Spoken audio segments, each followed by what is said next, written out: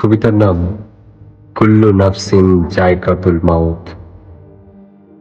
আজকাল কোথাও কোনো মৃত্যু সংবাদ শুনলে আমি মনে মনে অঙ্ক কষতে বসে পড়ি।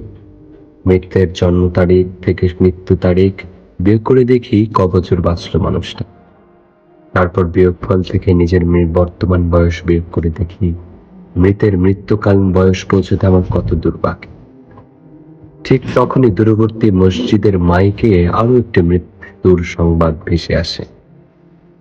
হয়তো এমন কেউ যার মৃত্যুকালীন বয়স আমার বর্তমান বয়সের অর্ধেক কিংবা তার চেয়েও কম। আমি তখন অঙ্ক ভুলে যাই জাগতিক জড়তার হিসাব।